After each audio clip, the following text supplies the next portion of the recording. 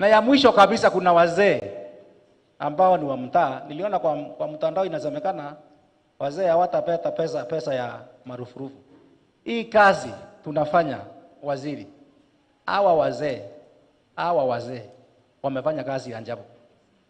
Wamefanya kazi ya ajabu. Kwa njia yoyote ile kama wataweza kukumbukwa, at least wakumbukwe tu.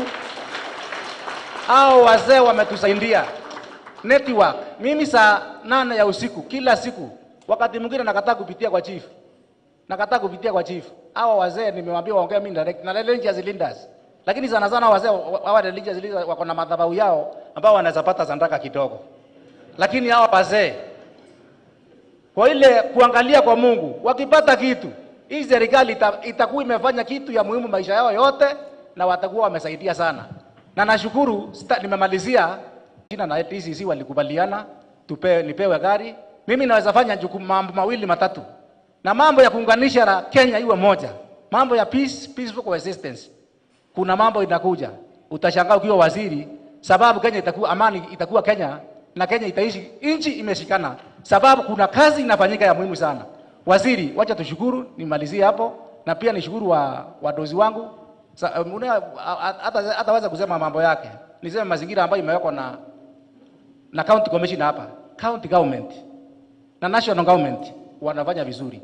Hawa waheshimiwa, nataka kusema waheshimiwa wa area la Laikipia wameshikana na serikali ya national government. Nataka kuwashukuru sababu sisi kuna sehemu zingine unaenda unasukuma mpaka unashindwa utafanya nini. Lakini kazi hapa ni rahisi. Kutoka kwa polisi, kwa wazee, sababu kuna mazingira mazuri. Pia wanasiasa wale wajumbe wamezaguliwa, tunawaambia asanteni, endeleeni kutushikilia. Na tukifanya makosa msitupige viboko. Kujeni endeni niongea na county commissioner kama kuna mali mtu amekosea kidogo, kama chifu amekosea kidogo, asiandikiwe barua tusianze kusukuma tufute, wacha tumuite. Na kwa hayo machache tunakuhakikishia hakikisho yetu. Na ukirundi uende na hakikisho yetu. Ile timu iko hapa county ya Laikipia. Utapata matunda na sababu ya security peke yake, hiyo security imefurahisha watu hapa. Ndio county commissioner akisimama akiongea, unaona anatabasamu. Hii timu yote inatabasamu sababu kuna mambo yanafanyika mzuri. Asanteni sana. Thank you sir. Wacha nimalizie hapo. Na unaona nimefanya kazi miaka mingi pia. Ukienda nikumbuke. Nimeanza kazi 1997. Nimepita viteko kwa kando. Promotion zao ikihesabiwa hata mimi sikihesabiwa tu. Asante ATM. Thank you sir. Piga salute. Mheshimiwa Waziri, itifaki zote zikizingatiwa. Kwa jina ni Florence Muriuki, ACC Rumuruti Division, Laikipia West Sub-County. Kwa niaba ya ACCs wa Laikipia County, ningependa kukushukuru kwa kututembelea leo na kukupongeza kwa kazi nzuri unayofanya hasa kwa sekta ya usalama. Ni kweli tumeona matunda ya jukwaa la usalama kupitia kwa kaunti zingine ambazo umekuwa ukienda.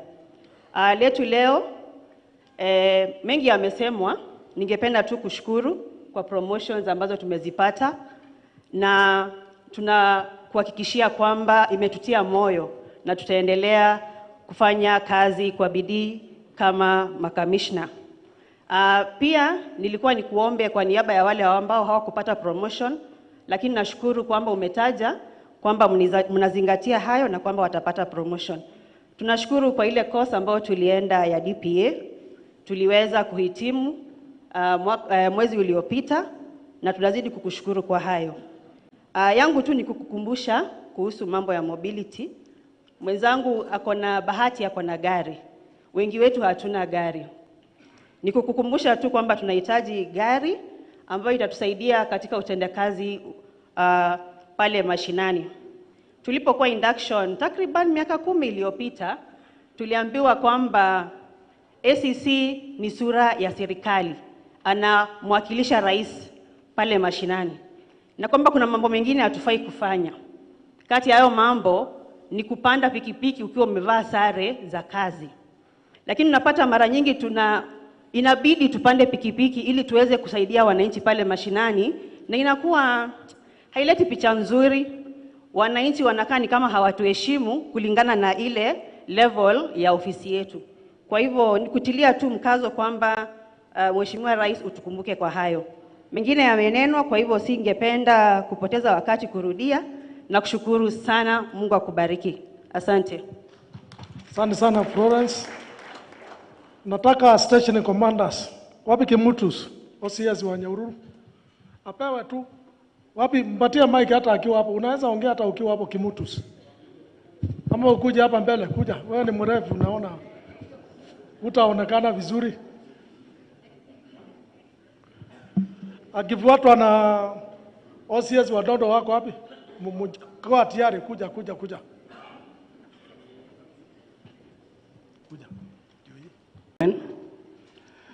My colleagues, good afternoon. Good afternoon. Yes, nasimama mbele yenu ili niwakilishe ma station commanders. Although sehemu ya Laikipia imegawanywa mara mbili. Iko na operational areas na urban towns. So mimi nikiwa OCS Nyahururu, kwa majina naitwa Isaac Kimutus. Generally niko na pointi 5, the challenges that we face ile tunapata changamoto tukiwa station commanders. Ya kwanza, nimeona hata machief wanatutetea mobility, magari. Hiyo ndio ya kwanza. Like Nyahururu police station, I have just one vehicle. It serves 3 other police stations. Iko station inaitwa Losokwa, no vehicle. Iko station inaitwa Marmanet, no vehicle. Iko station inaitwa Salama, no vehicle. Na hiyo gari napewa mafuta 450 liters. Na tunatumia sisi wote station 4. Now, hapo ndio kasi unaona inakuwa ngumu. Machiefs tunasaidiana na hawa. Wakiwa na shida wananipigia simu. OCS nataka gari, chukua gari. Because hawa nao wanatumia hata saa zingine ya DC. Na kama DC hakuna, we normally share one vehicle. So ningehomba IG yako hapa. Saa hiyo ndio ile challenges tuko naye as station commanders. Unakuta station kama Salama inakuja mpaka hapa karibu Nyanyuki hapa.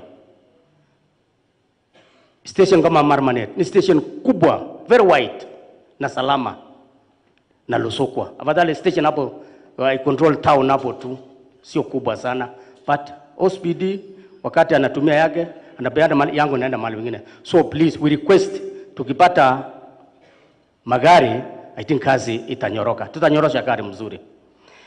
Ya pili ni maneno ya manyumba. Hapo ndio iko shida. As a station commander, wakati serikali walisema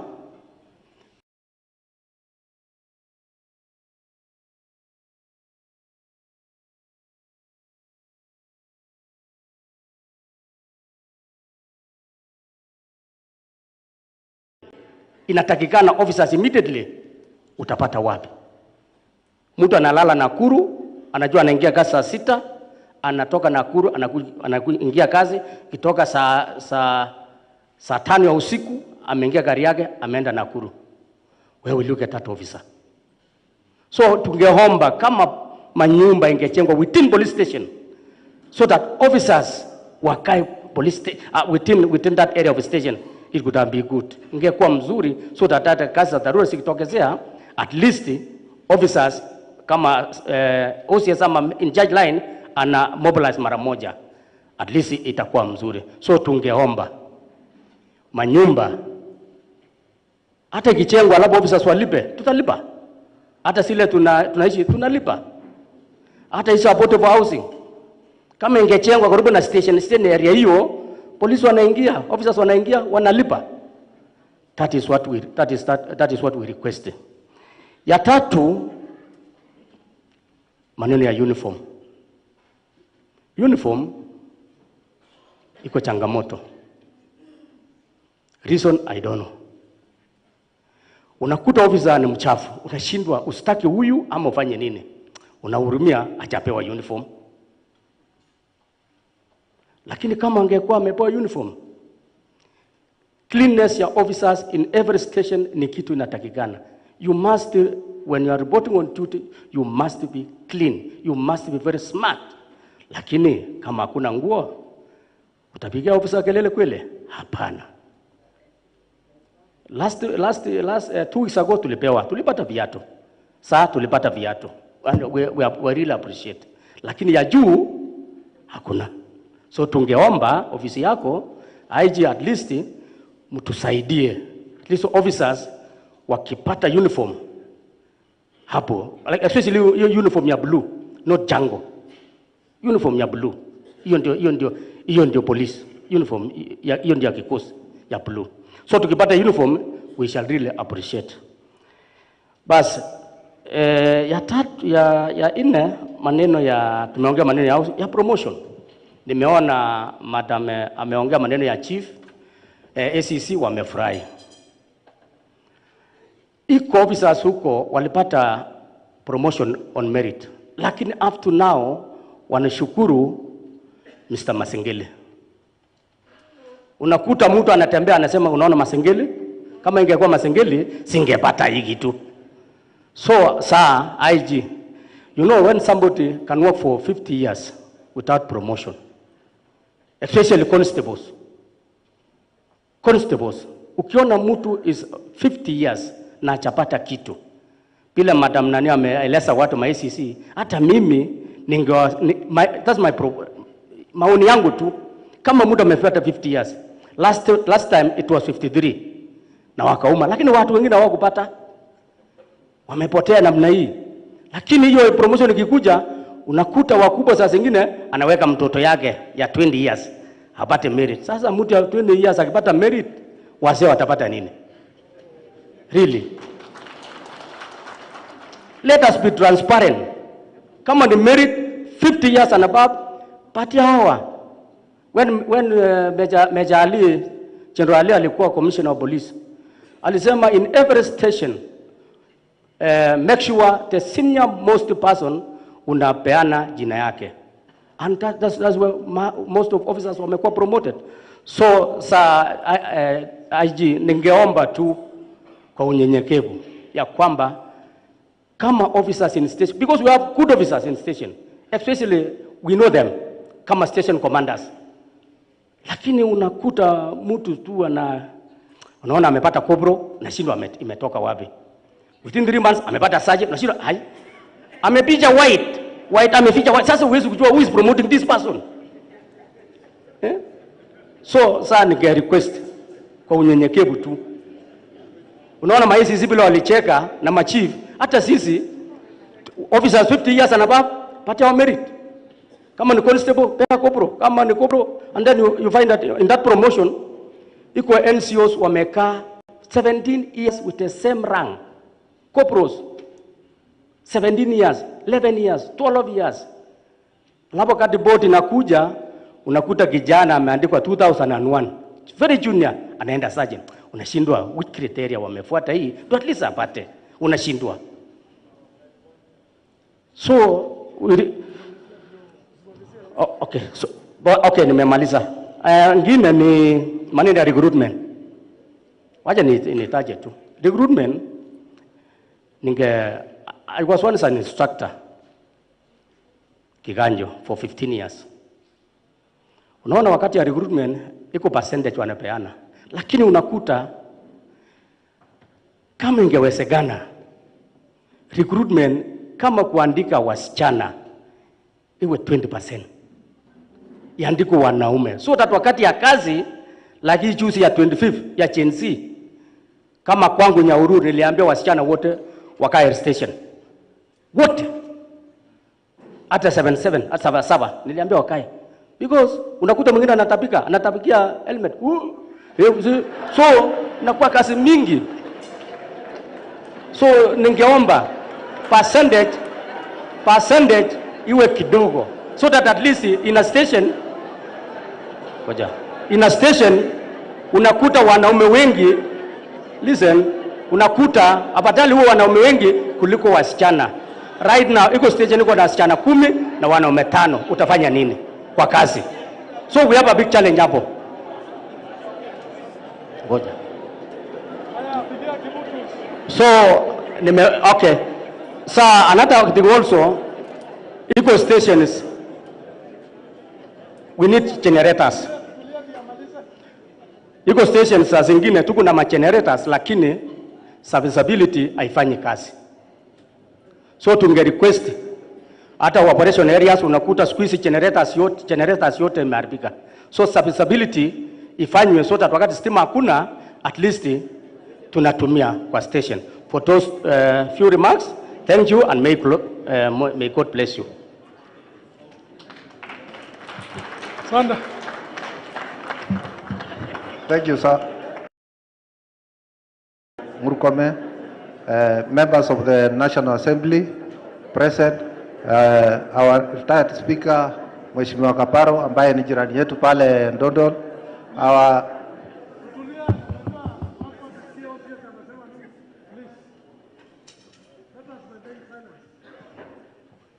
our senior police officers present, good afternoon everybody.